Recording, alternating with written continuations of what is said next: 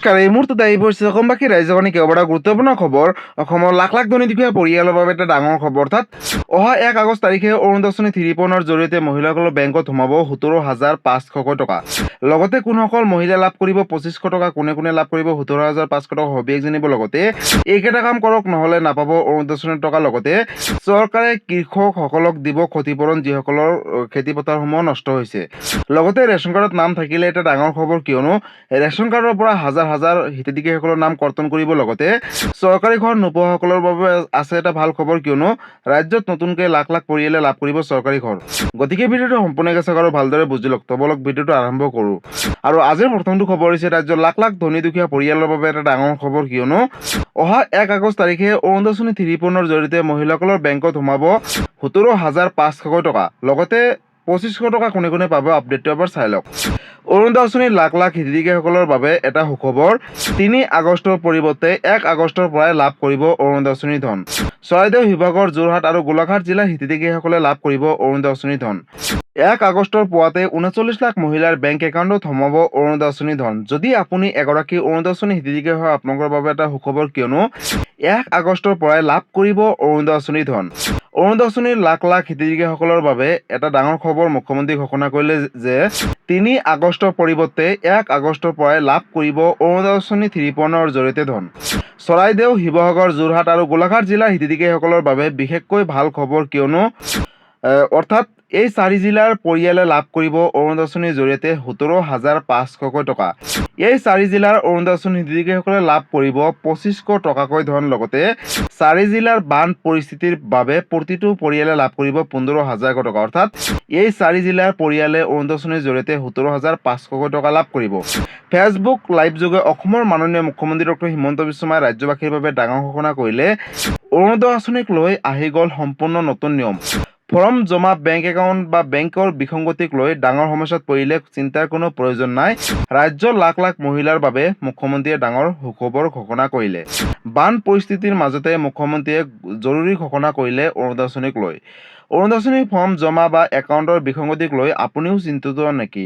হিতাধিকাৰীসকলৰ প্ৰতিটো সমস্যা সমাধানৰ বাবে সাজু হৈছে ইতিমধ্যে ৰাজ্য চৰকাৰ। প্ৰতিটো বিধানসভা সমষ্টিতে শীঘ্ৰেই নিযুক্তি দিয়া হ'ব অৰুণোদয় আঁচনিৰ বাবে এজনকৈ সহায়ক।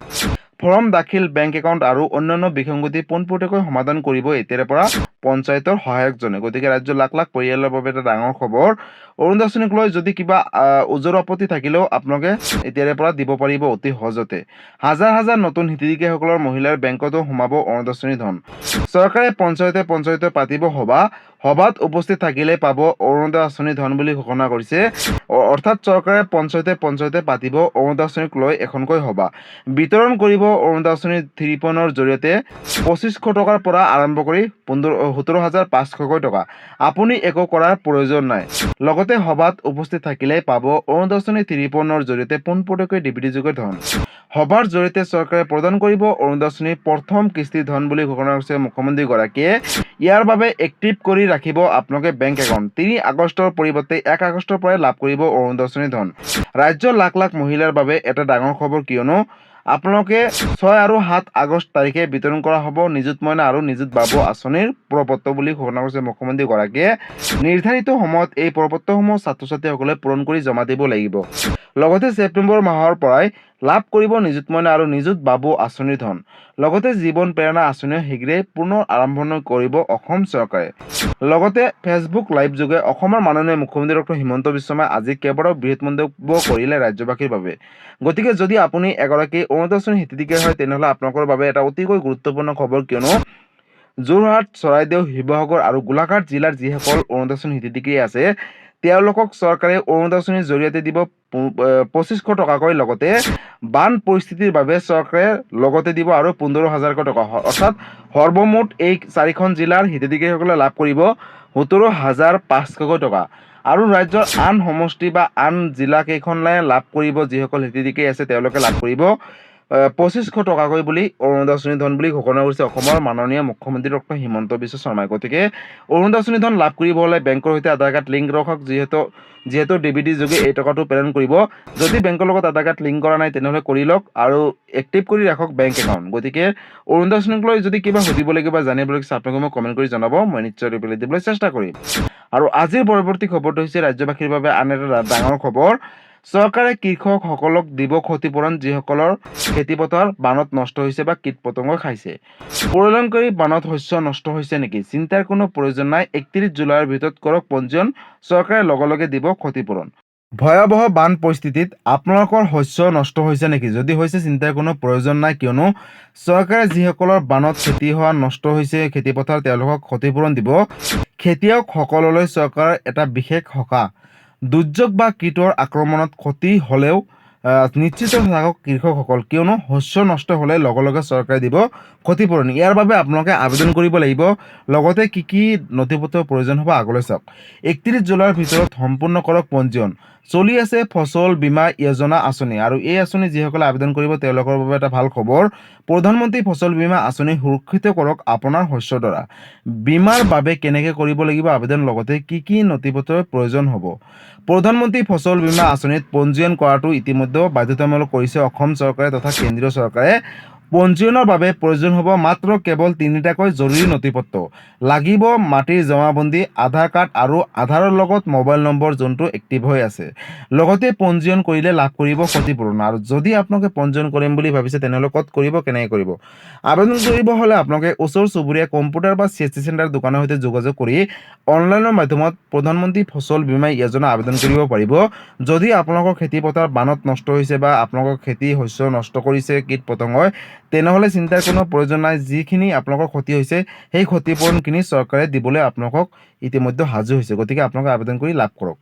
আৰু আজিৰ পৰৱৰ্তী খবৰটো হৈছে চৰকাৰী ঘৰক লৈ বিধানসভাত এটা ডাঙৰ ঘোষণা কৰিছে যে যিসকল দুখীয়া দৰিদ্ৰ মধ্যবিত্ত পৰিয়ালৰ ঘৰত ৰেচন কাৰ্ড আছে তেওঁলোকে পাব চৰকাৰী ঘৰ। আপডেটটো চাই লওক।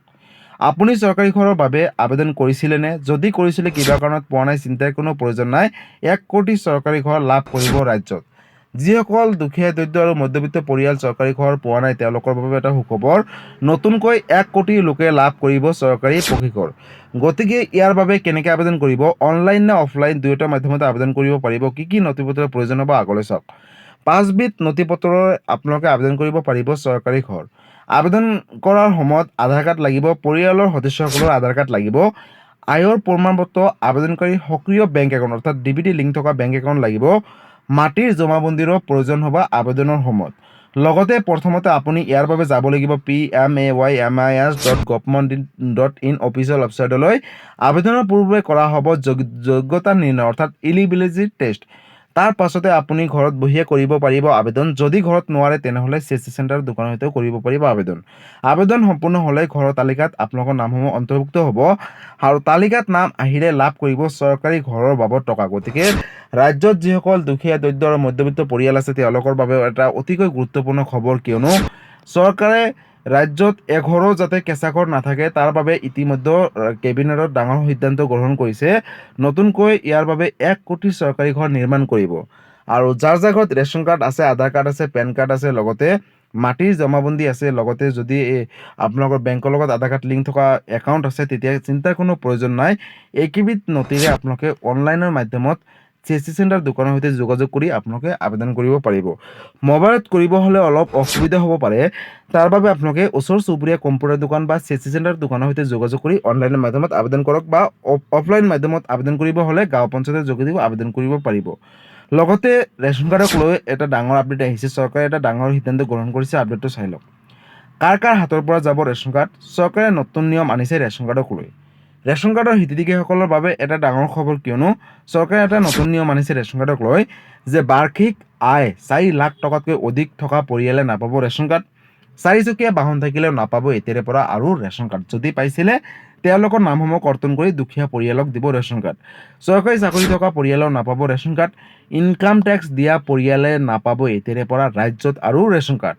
ৰেচন কাৰ্ডক লৈ পুনৰ ঘৰে ঘৰে চলিব জৰীপ বুলিও ঘোষণা কৰিছে ইতিমধ্যে ৰাজ্য চৰকাৰে। শীঘ্ৰে এনে ৰেচন কাৰ্ড থকা প্ৰতিটো পৰিয়ালক স্বচ্ছাই সমৰ্পণ কৰাৰ নিৰ্দেশ প্ৰশাসনৰ। অন্যথা অযোগ্য বিবেচিত হ'লে কৰ্তন কৰিব ৰেচন কাৰ্ডৰ পৰা হিতাধিকাৰীসকলৰ নাম। ৰেচন কাৰ্ডৰ হিতাধিকাৰীসকলৰ বাবে এটা ডাঙৰ খবৰ। যদি আপোনাৰ ঘৰতেও ৰেচন কাৰ্ড আছে তেনেহ'লে আপোনালোকৰ বাবেও এটা অতি গুৰুত্বপূৰ্ণ খবৰ, কাৰণ বহু হিতাধিকাৰীসকলৰ নাম কৰ্তন কৰিব ৰেচন কাৰ্ডৰ পৰা। আৰু ৰাজ্যত যিসকল দুখীয়া, দৰিদ্ৰ, মধ্যবিত্ত পৰিয়াল ৰেচন কাৰ্ডৰ পৰা বঞ্চিত হৈ আছে তেওঁলোকক পুনৰ ৰেচন কাৰ্ড দিয়াৰ বাবে ইতিমধ্যে ৰাজ্য চৰকাৰ সাজু হৈছে। গতিকে ৰেচন কাৰ্ডক লৈ এইটো এটা ডাঙৰ আপডেট আছিলে। গতিকে বন্ধুসকল, আজি আছিলে এইটো এটা ইনফৰ্মেটিভ ভিডিঅ' আৰু গুৰুত্বপূৰ্ণ খবৰ। ভিডিঅ'টো চাই কেনেকুৱা পালে? যদি ভাল পালে চেনেলটো নতুনকৈ আহিছে চেনেলটো ছাবস্ক্ৰাইব কৰিব, লাইক কৰিব। কিবা সুধিবলগীয়া বা জানিবলগীয়া আপোনালোকে মোক কমেণ্ট কৰি জনাব, মই নিশ্চয় ৰিপ্লাই দিবলৈ চেষ্টা কৰিম। লগতে এই ভিডিঅ'টো ৰাজ্যৰ সকলোৰে মাজলৈ শ্বেয়াৰ কৰি দিব। ধন্যবাদ। জয় আই অসম।